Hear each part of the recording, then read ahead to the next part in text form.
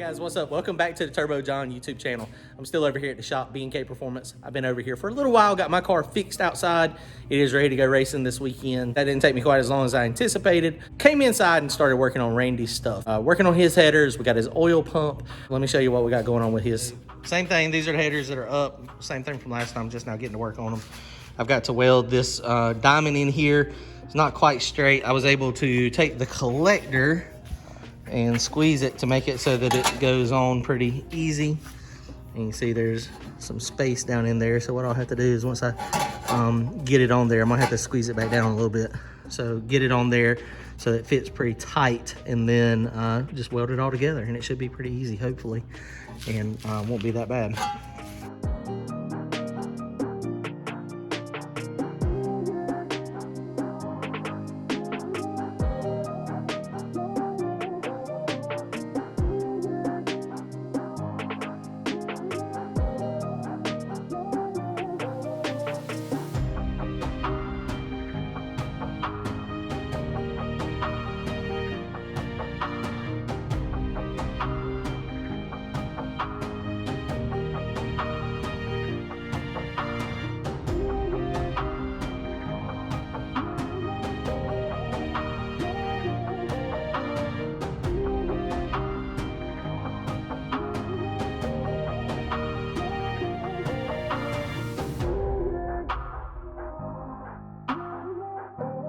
Okay, so I got this thing all welded up, so that is good. So this is the handy dandy V-band clamps, and you'll see this is 3-inch just like the other one, and voila, it wobbles. So this is an easy fix. All you do is take a crescent wrench and put it on here and gently go around the entire thing and bend it in, and you bend it and then you work your way around, and then eventually it fits solid, so you can get a good weld on it. Check this out.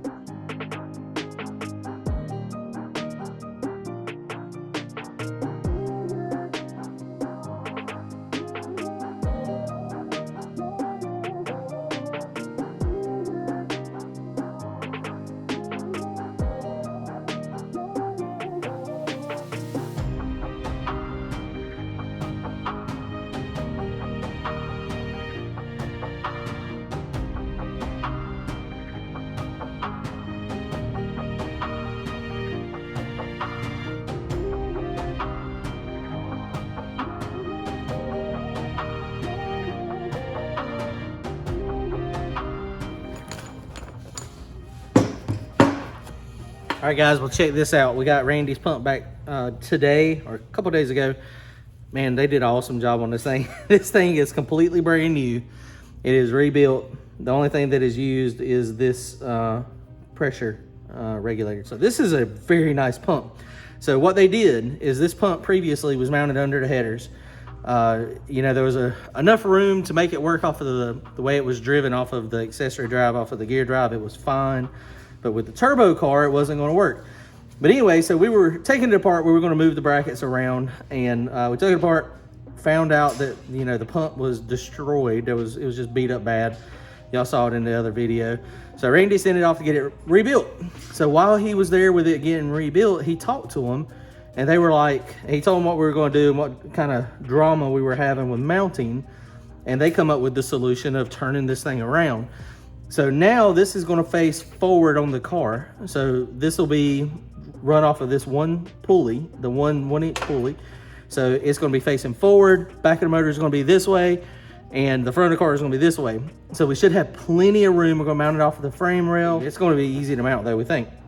So y'all remember this fuel pump from Randy's? It was already going backwards. So it was a reverse flow, this nice rage pump.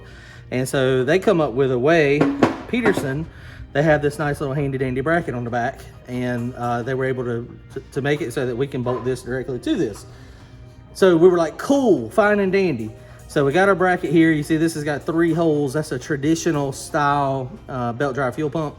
But Randy's had a 4-hole. And so Brian took this thing, we put it in the lathe or in the drill press. We drilled it out. So we got these extra holes here. So now this is going to bolt to this, and then the fuel pump will go here. So the fuel pump's gonna be driven off of the same 1-inch belt up here that's driving the oil pump and the scavenge pump. So that's pretty cool. So I thought that was neat anyway. So it should be fairly easy to mount and put together, we think. We could be wrong. We have been wrong in the past. N is like this, it's gonna be going down. Probably like this is gonna be the better way instead of like this. So this is probably gonna be the way we're gonna do it. So we're gonna screw this thing together. What do you think, Brian? I think this is gonna work good. This can only go one way. And see, it has a register. So there's no way that this thing can move. Got these little bolts here. Brian was able to machine this thing out to get it to fit. Screws back in. A hex head down here in the back that would accept the hex head, the male end. So I got a female end here and a male end here. And so now, take this whopper here, and it just goes. And I felt it when it engaged. And so now, we'll just tighten these bad boys up. We are set. So now the oil pump and the fuel pump is all one piece. Yep. When I turn this shaft out here, it is turning the fuel pump. So man, that is awesome. So now this will be forward just like this. Fuel pump's probably gonna be about in the same spot it was. I'm gonna go ahead and put this on.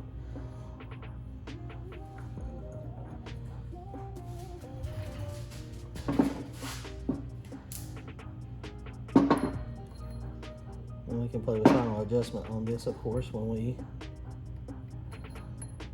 get it on the car. So this thing is driven at, it's under driven 50%. So it goes 50% of the engine speed. So if it's at 8,000 RPMs, this will be turning 4,000 RPMs. So it's a very nice setup.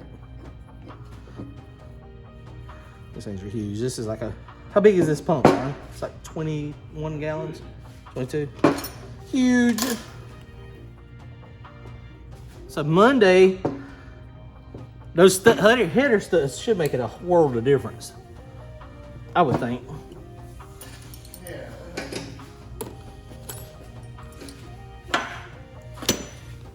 All right, well, there you go. That's our completed oil pump, fuel pump drive assembly. So this thing's awesome, the way it's set up, of course. These front two will be coming from the oil pan. This one will be coming from the turbo. And then these, the end will come from the dry sump tank. It'll come through the oil pump. This will go out, go through the filter, and then go to the engine. So that is how this thing is set. Woo, doggy, that is pretty. I like it. Brian, good job making that bracket. Making it work.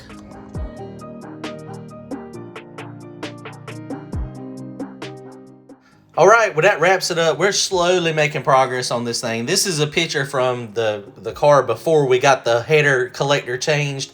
But I wanted to just show y'all, if you look down there on the bottom right, somewhere off of that motor plate, maybe to that frame rail, maybe above that header, that's where this oil pump and fuel pump is going to be mounted. We're going to have to play with it. We got to get the spacing all right. We just haven't had a chance to bring the car actually into the shop yet since we just got this done. Hopefully Monday or Tuesday we'll get the stuff we ordered. We ordered those header studs. That should make it a little easier putting the headers on the car. When I welded those things up, when I unbolted them, you know, since they are not one solid flange, they moved around a little bit. So it's going to be a pain in the butt to put them on with regular bolts. So we're going to put studs in it. So luckily we got enough room. And then once we get the headers bolted on it, he went ahead and ordered all the material to go ahead and do the actual turbo kit. So the first thing we got to do is put the headers on it. We'll get the headers installed. Once the headers are installed, we're going to mount that fuel pump and oil pump combo. And then once we get that mounted, we can go ahead and get the belt ordered because we don't know what size we're going to need. It's a 1-inch wide belt and it's going to drive the whole deal. So that should be good. It should be really nice. So we're making progress. We're excited. Hopefully we'll have firing to hold on here soon.